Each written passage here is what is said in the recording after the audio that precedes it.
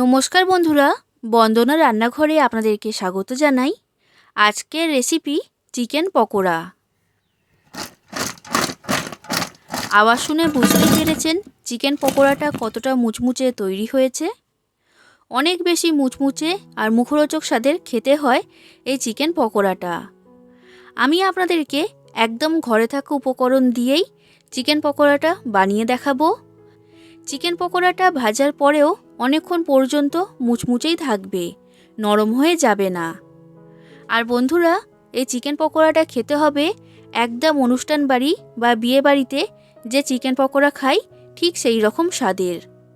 তাই বন্ধুরা, আপনারা পুরো রেসিপিটা দেখতে থাকুন। আশা করছি আপনাদের সকলের খুবই ভালো লাগবে। আর আপনারা যদি আমার চ্যানেলে নতুন এসে থাকেন তাহলে আমার চ্যানেলটা সাবস্ক্রাইব করার জন্য অনুরোধ রইল। চিকেন পকোড়া তৈরি করার জন্য আমি এখানে নিয়েছি 1 কেজি চিকেন। চিকেনটাকে বা মুরগির মাংসটাকে ভালো করে পরিষ্কার করে ধুয়ে নিয়েছি আর এই রকম ছোট সাইজের পিস করে কেটে নিয়েছি। চিকেন পকোড়া তৈরি করার জন্য চিকেনের পিস খুব বেশি বড় সাইজের করা যাবে না। এবার চিকেনটাকে আমি ম্যারিনেট করব। তার জন্য চিকেনের মধ্যে দিয়ে দিলাম বড় চামচের 1 চামচ ভিনিগার।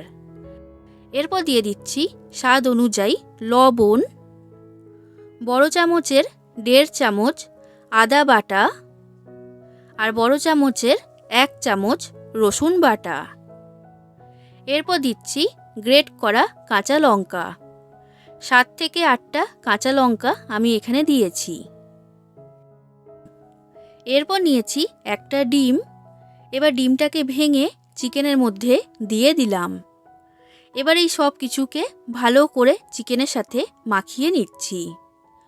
আমি এইখানে 1 কেজি চিকেন নিয়েছি, তার জন্য কিন্তু একটা ডিম এখানে যথেষ্ট। এর থেকে বেশি ডিম দেওয়ার প্রয়োজন নেই। তো সব কিছুকে ভালো করে মাখানো হয়ে গেছে। এবার চিকেনটা আমি ম্যারিনেট হতে রেখে দেব 30 মিনিটের জন্য। আর এখানে চিকেনটাকে অবশ্যই ম্যারিনেট হতে রাখতে হবে, এটা কিন্তু আপনারা খেয়াল রাখবেন। 30 মিনিট হয়ে যাক, তারপর আমি আপনাদেরকে দেখাবো। দেখুন বন্ধুরা, 30 মিনিট হয়ে গেছে। এখন আমি পাত্রের ঢাকনাটা খুলে নিলাম। চিকেনটা ভালো মতো ম্যারিনেট হয়ে গেছে। এবার চিকেনের মধ্যে দিয়ে দিচ্ছি 1 চামচের মতো গোলমরিচের গুঁড়ো। এরপর দিচ্ছি লঙ্কার গুঁড়ো। যতটা ঝাল খেতে পছন্দ করেন সেই অনুযায়ী দিয়ে দেবেন। আর আগে আমি ম্যারিনেট করার সময় কাঁচা লঙ্কা দিয়েছিলাম, তাই ঝালটা কিন্তু বুঝেই এখানে ব্যবহার করবেন। এবার দিয়ে দিচ্ছি 1 চামচ চাট মশলা। চাট মশলাটা অবশ্যই ব্যবহার করবেন। চাট মশলা দেওয়ার কারণে চিকেন পকোড়ার টেস্ট খুবই ভালো হয়। এরপর দিয়ে দিচ্ছি বড় চামচের 2 চামচ সয়া সস, বড় চামচের 2 চামচ গ্রিন চিলি সস আর বড় চামচের 2 চামচ টমেটো সস। এই সস দেওয়ার কারণে এই চিকেন পকোড়াটা খুবই মুখরোচক খেতে হবে। এবার সব কিছুকে ভালো করে চিকেনের সাথে মাখিয়ে নিচ্ছি। তো এটা মাখানোর সময় আমি এর মধ্যে দিয়ে দিচ্ছি ধনেপাতা কুচি। আর ধনেপাতাটা দিয়েও ভালো করে চিকেনের সাথে মাখিয়ে নিতে হবে। তো এই সময়ের মধ্যেই আজকের নামে শাউট আউটটা আমি করে দিচ্ছি। তো আজকের প্রথম নাম হচ্ছে বিজু মাহারা। উনি বলেছেন, দিদি ভাই ট্রাই করে দেখলাম, খুব সুন্দর হয়েছে। আপনার ভালো লেগেছে জেনে আমি খুবই খুশি হয়েছি। আশা করছি আমার পরের রেসিপিগুলো আপনার ভালো লাগবে। Thank you. এর পরের নাম শিখা মজুমদার। উনি বলেছেন, বাটার নান দারুণ লাগলো। Thank you. সব কিছু চিকেনের সাথে ভালো করে মাখানো হয়ে গেছে। এবার চিকেনের মধ্যে আমি দিয়ে দিচ্ছি বড় চামচের 4 চামচ বেসন।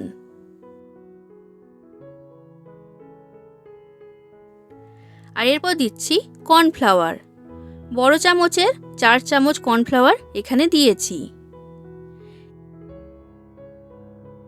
এরপর নিয়েছি চালের গুঁড়ো। বড় চামচের 4 চামচের মতো চালের গুঁড়ো এর মধ্যে দিয়ে দিলাম। এইখানে বেসনের পরিমাণটা বেশি দেওয়া যাবে না। বেসনের পরিমাণ যদি বেশি হয় তখনই পকোড়াগুলো মুচমুচে হবে না, বড়ার মতো তৈরি হবে। এবার এই সব কিছুকে আমি ভালো করে মাখিয়ে নিচ্ছি। আর এটা মাখানোর সময় একটু পাতলা মনে হচ্ছে, তো সেই কারণে আমি এর মধ্যে দিয়ে দিলাম আরও 2 চামচ কর্নফ্লাওয়ার আর আরও 2 চামচ চালের গুঁড়ো। আবার এটাকে ভালো করে মাখিয়ে নিতে হবে। সব মিলিয়ে আমি এইখানে বড় চামচের 6 চামচ কর্নফ্লাওয়ার দিয়েছি আর বড় চামচের 6 চামচ চালের গুঁড়ো দিয়েছি। বন্ধুরা, এখানে কিন্তু কর্নফ্লাওয়ার আর চালের গুঁড়োটাই বেশি করে দিতে হবে, তবেই চিকেন পকোড়াটা মুচমুচে তৈরি হবে। তো দেখুন বন্ধুরা, খুব ভালো করে সব কিছুকে মাখিয়ে নিয়েছি। এই মিশ্রণটা এখন আমার তৈরি। আর দেখে বুঝতেই পাচ্ছেন চিকেনের গায়ে একটা লেয়ার তৈরি হয়েছে।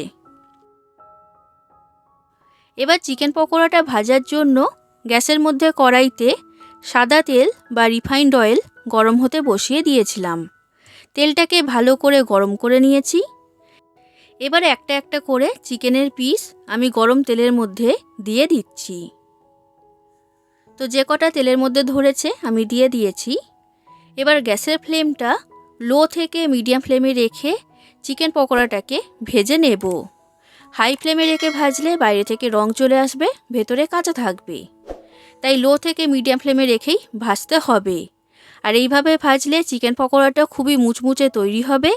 আর ভাজার পরেও কিন্তু অনেকক্ষণ পর্যন্ত মুচমুচেই থাকবে। বন্ধুরা, আপনাদের যদি রেসিপিটা ভালো লাগে তাহলে অবশ্যই লাইক করে দেবেন, যতটা সম্ভব ততটা শেয়ার করে দেবেন আর কমেন্ট করে জানাবেন কেমন লেগেছে রেসিপিটা। আর আমার চ্যানেলটা যদি এখনও পর্যন্ত সাবস্ক্রাইব না করে থাকেন তাহলে অবশ্যই আমার চ্যানেলটা সাবস্ক্রাইব করে দেবেন। তো দেখুন বন্ধুরা, এই চিকেন পকোড়াগুলো আমার ভাজা হয়ে গেছে। এর থেকে বেশি লাল করব না। তেলের মধ্যে থেকে চিকেন পকোড়াগুলোকে আমি তুলে নিলাম। আর ঠিক একই রকমভাবে আমি বাদবাকি সব চিকেন পকোড়াগুলোকে ভেজে নেব। বন্ধুরা, চিকেন পকোড়া ভাজার সময় কিন্তু লো থেকে মিডিয়াম ফ্লেমে রেখে ভাজতে হবে, এটা আপনারা খেয়াল রাখবেন। তাহলেই দেখবেন পকোড়াটা মুচমুচে আর ভেতর থেকে জুসি তৈরি হবে। তো আমার এই চিকেন পকোড়াগুলো ভাজা হয়ে গেছে। এবার চিকেন পকোড়াটা একদম অনুষ্ঠান বাড়ির মতো বা বিয়ে বাড়ির মতো তৈরি করার জন্য এর মধ্যে আমি দিয়ে দিচ্ছি হাফ চামচের মতো চাট মশলা। আর গরম থাকা অবস্থাতেই চাট মশলাটা চিকেন পকোড়ার গায়ে লাগিয়ে নিতে হবে। এই চাট মশলা দেওয়ার কারণে চিকেন পকোড়ার টেস্ট অনেক গুণ বেড়ে যাবে। আর আওয়াজ শুনে তো বুঝতেই পারছেন চিকেন পকোড়াগুলো কতটা মুচমুচে তৈরি হয়েছে। তাহলে বন্ধুরা, আপনারা বাড়িতে এইভাবে চিকেন পকোড়া তৈরি করবেন আর কেমন লেগেছে সেটা কমেন্ট করে আমাকে জানাবেন।